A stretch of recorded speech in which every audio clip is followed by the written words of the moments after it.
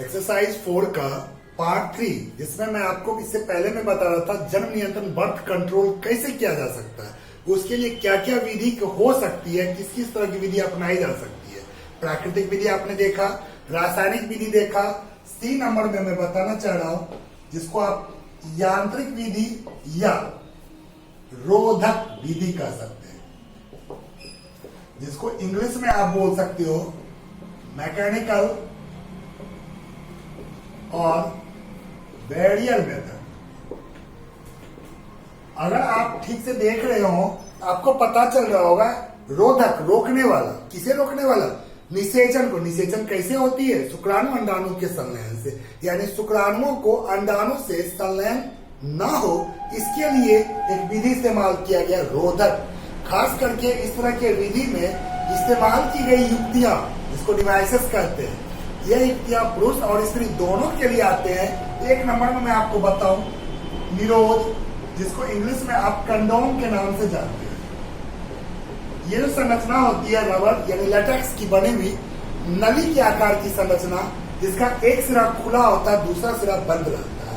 ये जो कंडोम है मैथुन क्रिया के समय पुरुष अपने शिश्न पे लगाते हैं, जिससे अस्खलित यानी जो वीर्यपात होता है वह वीर्यपात निरोध के कारण मादा के जनन तंत्र में प्रवेश नहीं करता है, और नहीं करने से स्त्री में गर्भाशय यानी गर्भावस्था की संभावना नहीं होती है, निषेचन ही नहीं होती है। इसी तरह की संरचनाएं कुछ स्त्री के लिए भी बन के आई हुई है, जिसको आप कहते हो फेमिडोम। फेमिडोम के अंतर्गत कई तरह के आकार का, कोई गोलाकार, कोई चक्राकार, कोई वृत्ताकार, अलग अलग तरह के आकार की संरचनाएं आती है, जिसमें कि एक का नाम आता है अलग अलग डायफ्राम। डायफ्राम शेप का होता है, ऐसे ही वॉल्ट कैप के समान, ऐसे ही सर्विकल कैप, ऐसे ऐसी अलग अलग संरचनाएं जो कि कंडोम के रूप में स्त्रियां इस्तेमाल कर, जिसको कहते हैं फेमिडोम।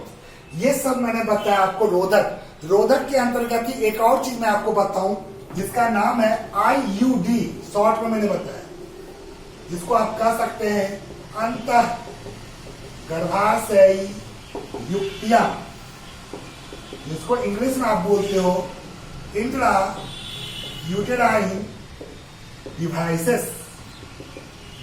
शॉर्ट में आप IUD, छोटा s, स्मॉल लेटर का s, प्लूरल लेटर, IUD का इस्तेमाल। एक्चुअली IUD बड़ी क्या चीज की होती है? प्लास्टिक या धातु। धातु में चाहे स्टील हो, तांबा हो, कभी कभी दोनों का मिक्सअप भी रहता है।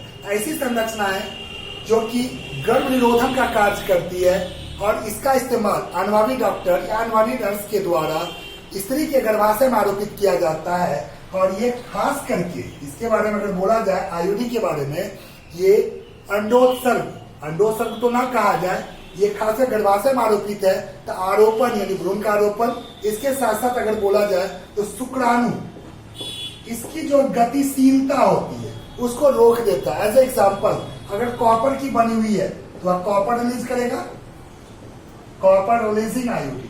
मान लीजिए अगर इस तरह का कॉपर रिलीजिंग IUD, जैसे कि आप कहीं लिखा हुआ देखेंगे CU7, CUT, इस तरह के आकार की संरचना, T आकार का लूप होता है, उसी को कहते हैं कॉपर CU, कॉपर रिलीजिंग, यानी कॉपर आयन मुक्त करता है। गर्भाशय का जो वातावरण होता है उसको आयनिक बनाता है, जिससे शुक्राणु की गतिशीलता, निषेचन क्षमता पूर्ण रूप से समाप्त हो जाती है, और निषेचन ना होने पर गर्भावस्था नहीं रह सकता। लेकिन इसी के साथ साथ आप और कुछ हार्मोन रिलीजिंग IUD भी देखेंगे, इसका भी बनता है। ये कैसा था? प्रोजेस्टेरोन का बना हुआ प्रोजेस्टेरोन। ऐसे एक और होता है LNG-20।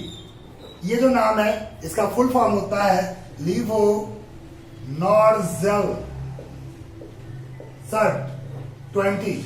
ये भी हार्मोनल है, हार्मोन रिलीज करता है, जो खास करके शरीर में जाकर हार्मोनल परिवर्तन के कारण अंडोत्सर्ग क्रिया को बाधित करता है और निषेचन क्रिया होने नहीं देता। इस तरह की क्रियाएं को रोकने के लिए, निषेचन को रोकने के लिए एक युक्ति का मैंने नाम लिखा IUD। खास करके गर्भ यांत्रिक और रोधक विधि के अंतर्गत गर्भावस्था ना हो और जन्म नियंत्रण आसानी से हो सके। आइए इसी के बाद एक और महत्वपूर्ण लेके चलूं अस्थायी। आइए मैं बात करूं एक और विधि जिसका नाम अस्थायी विधि दिया, परमानेंट मेथड, आप सिंपल सा आप सोच रहे होंगे, इससे पहले जितनी भी विधि मैंने बताई, चाहे प्राकृतिक हो, रासायनिक हो, यांत्रिक हो, किसी ने अस्थायी वर्ण नहीं किया। मैंने कहा संभावना, यानी जितने भी युक्तियों का इस्तेमाल किया गया उसमें संभावना बताया कि गर्भावस्था को रोका जा सकता है, यानी कुछ ऐसी भी परसेंटेज संभावना है नहीं भी रोका जा सकता। लेकिन इस तरह के विधि में जो वर्णन करूंगा इसमें 100% रोका ही जाएगा। इसके बिना संभव नहीं है कि अगर इस विधि का इस्तेमाल किया जाए तो गर्भावस्था रहेगा, नहीं रहेगा। कैसे? अस्थायी विधि कहा जाता है। अस्थायी विधि में क्या? तो पुरुष और स्त्री का आपने कभी नाम सुना होगा, नसबंदी, ऑपरेशन, शल्य क्रिया, सर्जरी। शल्य क्रिया के द्वारा ही कुछ ऐसी घटना, कुछ ऐसी क्रिया की जाएगी जिसका द्वारा शुक्राणु और अंडाणु का मिलन संभव नहीं है। शल्य क्रिया, इसको आप इंग्लिश में ऑपरेशन कहते हैं। आखिर इसमें क्या क्या हो सकता है? अपना दो तरह की चीज में बता रहा हूं। पहला, जिसको कहते हैं शुक्रवाहिका उच्छेदन। शुक्रवाहिका उच्छेदन इंग्लिश में आप कहते हो वैसेक्टोमी। याद रखेंगे, बायो में एक्टोमी जो वर्ड है, कट करना, काट कर निकालना, वैसेक्टोमी, भाषा डिफरेंस, यानी शुक्रवाहक को। यानी आप जानते हो पुरुष में 2 शुक्रवाहक होती है, एक शुक्रवाहक इधर से जा रही है, एक शुक्रवाहक इधर से जा रही है, और ये दोनों शुक्रवाहक आप जानते हो एक नली में मिलती है। अगर शुक्रवाहक जो शुक्राणु को स्थानांतरित करा, अगर इसको यहाँ पे काट दिया जाए, यहाँ पर इस तरह से काट दिया जाए और काट के इसको उल्टा करके अगर स्टिच कर दिया जाए,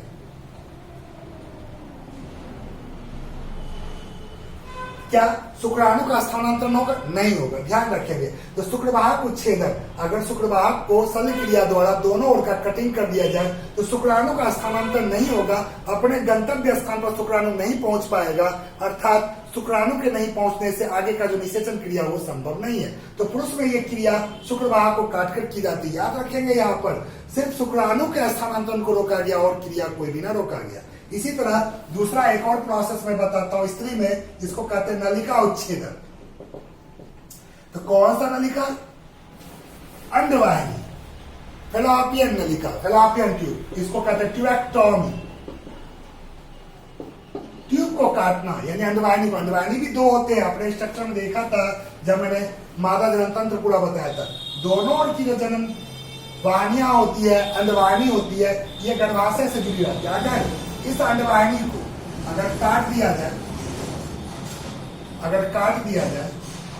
और काट के उल्टे डायरेक्शन में स्टिच कर दिया जाए, आप देखेंगे अंडाणु बनेंगे, लेकिन अंडाणु का स्थानांतरण सही जगह पे नहीं होता, जिस कारण निषेचन क्रिया नहीं होगी।